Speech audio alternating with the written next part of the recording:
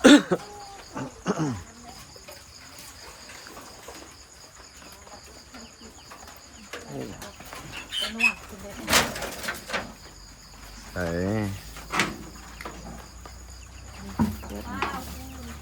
แล้วเข้าได้หรอกเพื่อน เฮ้ย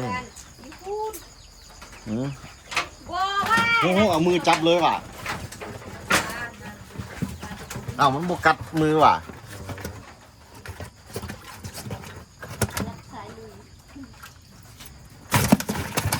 โอ้โอ้ ลายได้ละ ออกไปทางคอมาเลย ปิ้งกินแน่ละได้ละ โอ้แซ่บอยู่บ่ล่ะ แซ่บคือสิ้นนั่นสิ้นนั่นปลาทูนี่นะ โอ้ ทางเปลือกหนังอะ ปลาเอียงอันนี้ ปลาดูทุน ปลาดูดทุน เอามันตั้งแม่คือยนเลย ปลาดูดทุนโอ้คือได้หลายแท้เดี๋ยว ปลาโต เดี๋ยวไปปล่อยลงหนองมันออกแม่แพร่ลูกเนาะ แน่นเลยโอ้ยแผลเต็มเลย นี่ ไข่เนี่ยมีตัวน่ะตัวมีไข่น่ะ ให้เงินกิน เอ้าเจ้าไปจับมันบ่กัดบ่หยังวะมันบ่มีขี้หยังบอกป่านนี้ ขี้กับขี้บางใหญ่หมูสิมันเสียบคน โอ้ มันปัก เอาแม่เคยดูกันว่าอ๋อเบิ่งตัวหอยอันนั้นซื้อมาเลยมือกล่องมันนั่นเดี๋ยวหอยกับพี่น่ะ เจ้าจื้อว่ามันมีจักตู่ เห็นแจ้งว่า เห็นแล้วเจ้าจื้อ ปลา บ่ โต เพื่อบนับ บ่ได้นับจ้ะ โอ้คือหลายแท้จุกเอาจุกเอา ร้าย เอามามือก้อนก็ได้มามือเลี้ยว โอ้ เนี่ยได้เต็มปี หลายแล้วนี่น่ะ 3ตัวบางใหญ่กินกันได้ ปิ้งตุ่มยืดๆละ จงตัวใหญ่จับตัวสองตัว คุณน่ะตัวเท่าแขนคุณ ใหญ่แล้ว จะเต็มกันไปในบูตายติพอ ตาย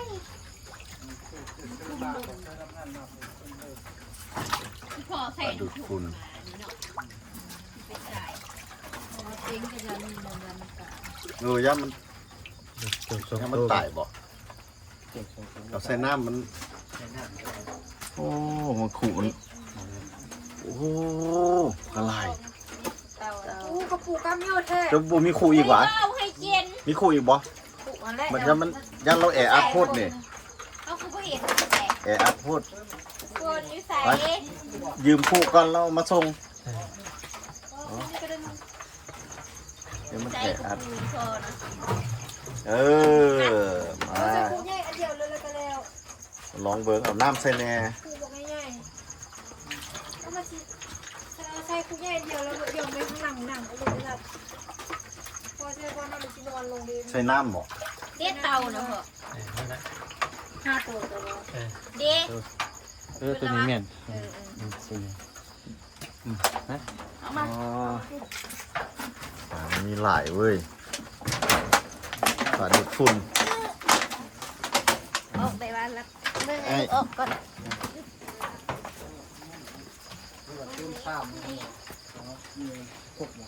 ใส่ซ้ำมันสิบ่เต็มน้ำใส่ปวดบ่ เออซ้ำก็ได้คือกันนี่นะมัน มัน ใส่ สิบ่โดนว่ะ มันบูโดดที่ป่านนี่ หรือว่าใส่ซ้ำ เออใส่มันได้หลาย ใส่ซ้ำ เอาน้ำใส่นี่ลองเบิ่ง เต่านี่ขึ้นเลยปีนเลย เราปีนเขาบอกปีนก็อยู่บนรถนั่นน่ะ เออเอาไปใส่ ใส่ทองยางเอาบ่เต่านี่ก็ใส่ทองยางเอาสิ เอาลงมาปลา โอ้ของแท้ เด็ก เอาใส่กระปูใหญ่เลยอะไรสีดำอะไรโยงใส่บนนั่งจะเอา ให้ก็ได้เอ้า มันหัวดิ บ่หัวตัวนี้ตัวนี้ แค่นั้นก็ได้เต่าจักอันนี้ป๊อดที่โทษลายซ้ำชอบเลยจะเอาไปปล่อยลงหนอง เสื้อหน้านี่ได้ หนอง ลาย หนองน้อยเขา หน้าเสื้อก็ได้ เอาน้ำเจอเจอตัวนั้นล่ะ ซองแล้ว นับบ่รู้จักตัว นี่เฮ็ดสองคู่นี่นะเอาตัวนี้น้ำย้ำมันแออัดโพด ใส่เต่าหมดเลย นี่ ใส่เต่า เออเพิ่นสิเอาปลาใช่เอา เอาปลาใส่ตัวนี้เต่าซื้อทองยางก็ได้เอาลงหัวใส่เต่าฮะ ใส่นำกันก็ได้นะเจ้า ย้ำมันแออัดบัดนั้นมันจะมาส่งคืนคู่นี่ เต่าใส่ทันที ระวังได้บูเสียบมือว่ะ บ่ นี่ยาในลุง เป็นอย่างนั้น โอ้เราหูจักจับเว้ย ต้องการโต๊ะเลย หูมันจับ เราจะเติมตัวเก่าเนี่ย พอก่อนมันแออัดโพดบ่จะให้เราแออัดหลาย อัตราเฉพาะ อ๋อมีไข่ด้วยนะพร้อม เต็มเล โอ้ ย หลายเว้ย มีไข่เลยพร้อมแบบครึ่ง แล้วแม่เพลูกอยู่หนอง 11โต เนาะ 11 6ตัว11ตัว 11โตเต้าก็ใส่เต้าก็ส่วนกันเป็นงั้นเป็นงั้น อ่ะ มัน6ปี ระวังมันสิกัดมือเต่า โต งัว อยากเนื้อเราได้จริง ยังสิอยากเบื่อเราเนาะ ๆโอเค ว้าว แพงแล้วเต่าใหญ่แล้วแพง มันก็ขึ้นลอยมากินผักตบยี่ห้ออยู่ในเต่ามันอยู่ในผักตบยี่ห้อ ไอ เอาแบบนี้ผัก อ้าว มือนี้ได้เตามาเพิ่ม ได้อันบุฟ้าวนั่นเถอะน้องฝน เต่าก่อนบ่ มาปล่อยนี่ก่อน ถอยขาวถอยก่อน ปล่อยเตาปล่อยป่านะนี่ดิเจ้าตัวนั้นไหม ลงมาดิ เอาคนละอันไป มีเตาอันเตาน้ำคอยๆช้าๆไปช้าใจเย็นใจเย็นนี่เตาจะออกใจเย็นมีป่านะป่าดูดฝุ่นหย่องไว้พุ่นก่อนเราเปิดไฟหน้าบ้านผู้เมียบอกให้ใหญ่บ้วนอยู่พุ่นน่ะปลาบึกได้หั่นน่ะใหญ่บ้วนอยู่พุ่น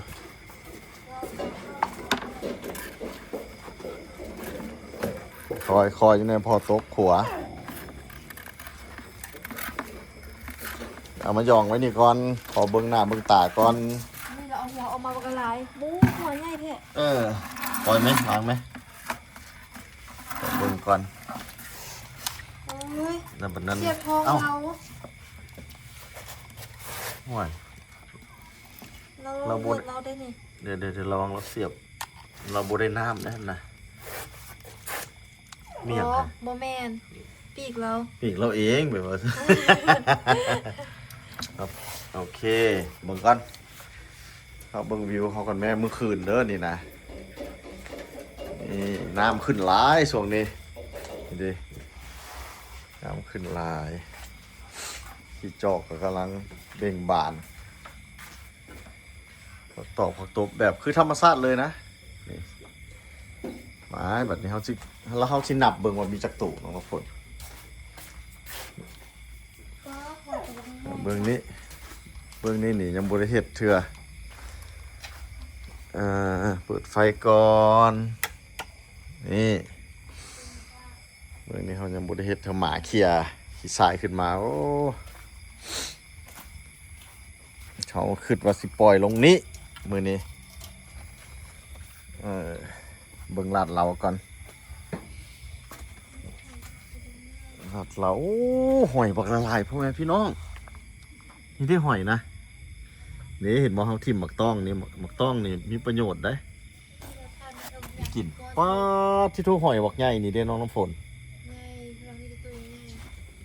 ตัวเบลเลอร์เลยหอยนี่นะพูดนะ นี่เทิงเป็นก้อนอยู่ พูดนะป้าหอยมักกินอันนี้เว้ยหอยมักกินอันนี้บางคนโอ้เรามีลูกเราเต็มปากหอยมีลูกเต็มปากเบิ้งขอเบิ้งแน่เดี๋ยวเราผีป้อหน่วยใหญ่เติบหอยเอาขอโทษมารบกวนการกินเจ้าเอาวางแล้วจมซ้ำเพราะว่าเราลอยได้หอยนี่นะว้า มาแล้วนางนี่หอยเพิ่นสิขึ้นมันนั้นเด้อ คุณสิขึ้นมาไข่เสเถิงพี่คานขึ้นมาโบยอย่าไปกัดนังน้อยบกัดหอยบกัดไข่หอยมาวันนี้เขาจะเอาบให้หลายนักเต้นไปใส่ละนักเต้นมาคนละคู่แบบเก่าหอยวะหอยปลามันนั่นหอยแล้วหมักไปมีน้ำด้วย หอยแล้วหมักแล้วเขานับตู่บางว่ามันมีจักตู่ระวังน้อย ให้หลายนังเต้นพัดนี้เอาชิเบิงปลาบูปลาบูปลาดุกฝุ่นปลาดุกฝุ่นเบิงนับว่ามีจักตู่เต่ามีจักตู่โอ้เต่าตัวนี้เราจะตายแล้วเราไม่ได้กินน้ำตัวไหนนี่เราอาปากอยู่เด้อเขาสินับเด้อยานอวกาศหนึ่ง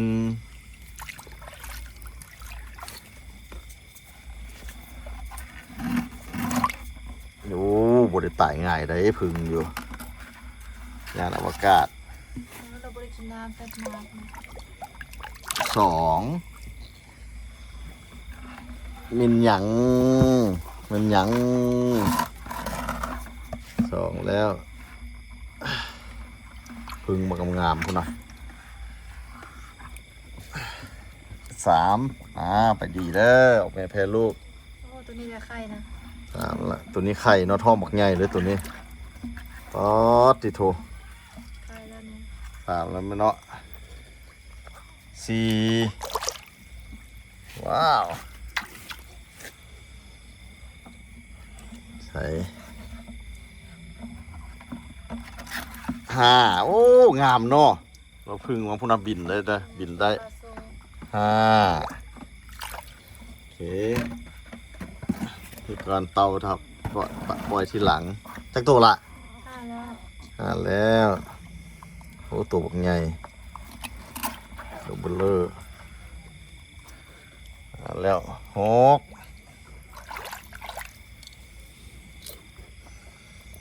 แล้วบดินเสียพอเด้อหกละเจ็ดจะอยู่ในปลอดภัยอยู่น้ำพอนะเจ็ดแล้วบุดเดียวเจ็ดแล้วเอาเดี๋ยวมึงดูแปดแล้วมาเอาหลังมา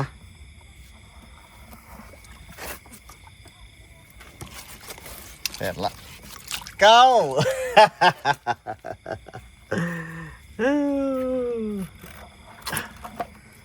แล้วอู้ตัวนี้ใหญ่เว้ยใหญ่ก้นหมูเลยตัวนี้เก้าละเก้าแล้วสุดท้ายเก้าแล้วสิบ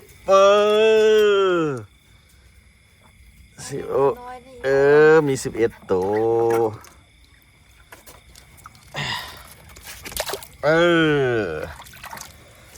ปลาบูเนาะเมื่อกี้มันปลาดูดฝุ่นเนาะได้11ตัวคุณนะอาหารการกินบ่อึดบ่ยากแนะนำรถอยู่ลาวนี่ไผมาอยู่ลาวคันมีดินแล้วอันน่ะขุดหนองรถนี่หอยนะหอยเต็มมากต้องเขานี่ก็ได้ประโยชน์นี่ดิต้องหนักถิ่มลงนี่โอเคเม่นหยั่งนางเลยน้องน้อยโอเคบัดนี้เต่านี่ลองดูเฮ็ดจังไดหนึ่งโอ้เต่าบินหนึ่งแล้วสองทำไปจากตัว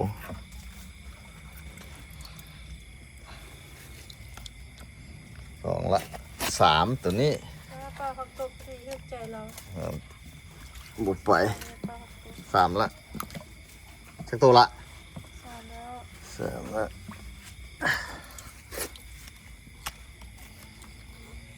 ไป เย็นบอลเราขึ้นไปงอนตบเป็นบอดี้คนแล้ว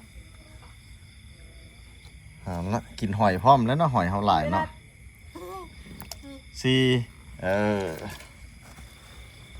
เตามี5เนาะ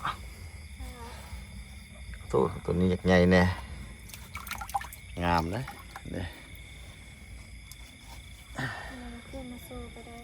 โอ้งามไปปล่อยหัวออกมาตึ๊บ